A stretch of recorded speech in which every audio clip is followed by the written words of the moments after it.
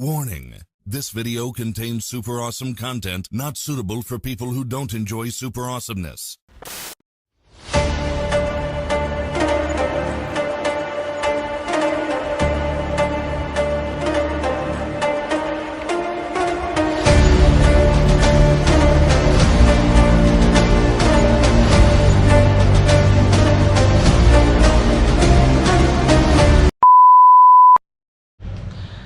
Hey guys, what's up?